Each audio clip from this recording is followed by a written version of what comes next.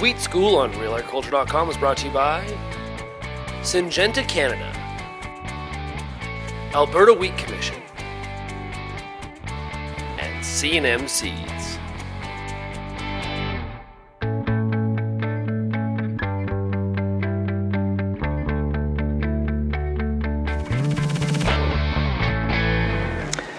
Peter Johnson here, RealAgriculture.com, at Wheat Pete, and I am so excited because we are doing a series on real wheat farmers. That's the only crop that matters. You guys got to get with the program, and the very first one here with me today is Mark McLean with Bruce Lee Poultry. And Mark, I can't wait for you to educate me on how to get massive wheat yields. So we're here near Ripley, Ontario. We're right near the lake. It's a little bit different climate here sometimes, and so some really variable soils, Mark. Yeah, we have some clays, some loams, and some sands, some gravels, some stone, a little bit of everything. So all the way from sand at Ripley that if you don't get rain doesn't get very good yields, to clay at the lake that's really quite heavy, and lots of fog there as well. So just a different environment, right? Different moistures, different stuff that can happen over there that you got to watch. Yeah. So different timings too. So tell me a little bit about your production system. Seeding rates, starter fertilizers, fertility program. Give me something that I'm going to ramp my wheat yields up even higher. I guess we start off first with good weed control. So we pre-harvest the soybeans, so they have to be clean, so that way that wheat goes in on a clean slate. I like it. And then we have a little chart we follow on different yield or different planting populations. Okay, as the dates go on. Okay, so you do vary your population by planting date. That's correct. Yes. Yeah. Cool. We don't want that wheat to get too big in the fall. And the other thing is, you never know what your fall is going to be or your winter. Last Christmas, I was cutting the grass on Christmas Day. This winter, I don't think we're going to. You're supposed to take Christmas Day off, Mark. Anyway, yeah. So this year, we got in early, which was a little different. Like we probably 10 days earlier than normal. Oh, wow. We have big wheat going into the winter.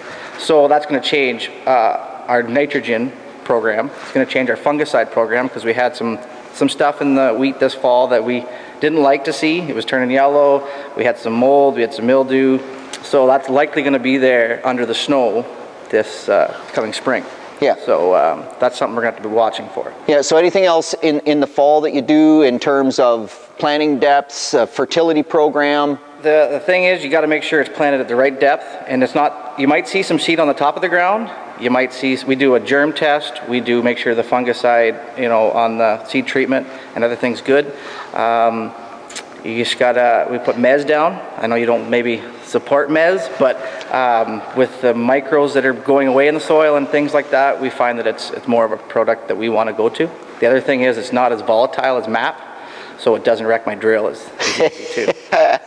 Oh yeah, these cheap pieces of equipment just are bothering you, right? Yeah, that's your drill cheap. That is very, very cool. So that's the fall program, right? And so you said the right seeding depth. What is the right seeding depth? We want to be 1.5 to actually to 2 if we're early enough, because we're going to have tire tracks. We are a no-till system in a way, so we're going to have the corn stalks in there for the beans, and the beans go in. So we're going to have combine and buggy tracks from corn and from the bean tracks. So we need to make sure that we get down in there and not have gappy wheat, because that could happen in a track or anything like that. That's been a problem. Yeah, so interesting. So that's a little bit deeper than I'd normally think of, but I get why, because that means you're at least an inch in the tracks, and you're maybe a little bit deeper other places. Cool. So, all right, so springtime now. What do you do in the spring? What's your management process? As soon as I can get on the field, I'm putting 28 on. And 28, not urea. We prefer the liquid system over the dry system because it tends to get in the ground without a rain, maybe a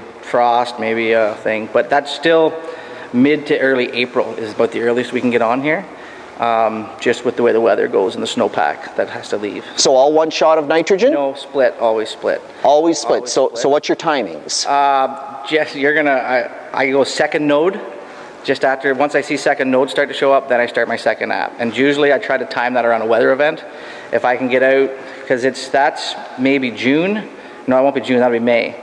Right? And it's usually time you're supposed to be spraying soybeans. You're supposed to be planting soybeans. You're supposed to be doing something else other than worrying about this weed you call wheat. Hey, wait a minute now. Wheat's the most important. Come on. And so, at that time, if it's going to rain, we know it's going to rain, we'll retool, go out, and we'll put 28 on in through the rain, even if we can get out there and do that at that time. So, in that way, we know it's in and it's ready to go. So depending on the year, depending on our crop size, is how we differentiate what our split is and how much at that point. And we play with that all the time too. So what would be a normal split? Like, just give me a quick idea. Oh, like we'll put, like a 40-60.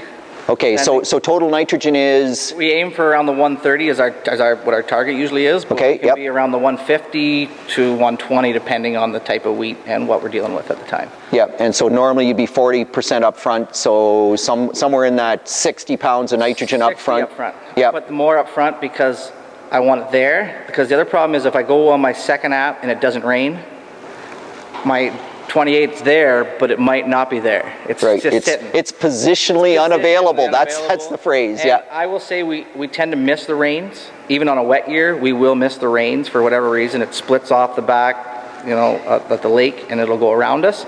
So we have to be. That's why I say we watch for weather. We're always constantly monitoring that, and it's just when it's go time, it's go time. Yeah, and so 16 was one of those years where you did miss the rain, right? You were quite dry, so that bigger shot early on gives you that level of comfort when you don't. And that's what happened. With the day we started second app, we went right through. We finished about 5 a.m. in the morning. We went all day, robbed the neighbors for 28, found everything else. We were out. We were just.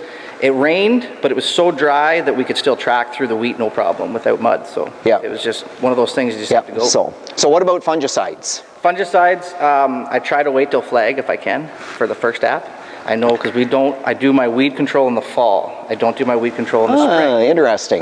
We don't like that. So no herbicide in the spring? No, we don't like that because it's so easy to hurt that wheat when it's young, because of the temperature variations and other things like that. So, and we should be planting corn or doing something instead of spraying wheat. And 2 fungicides? 2 fungicides. This year might be a little earlier than we always do the fusarium fungicide. Yeah, so scout this early because of where you're at. So, okay, to wrap up, what's your yield goal?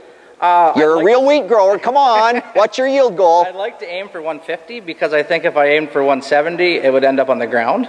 But we don't have the ability to use a growth regulator yet, like a proper one. So, 150 I'm aiming, but I'm always hoping for more. Yep, and so what's the highest you've ever gotten?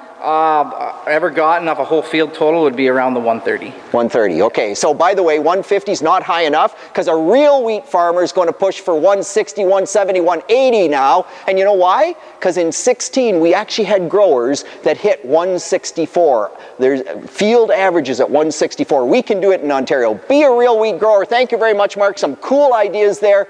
We'll be back with more real wheat farmers in the future. Stay tuned.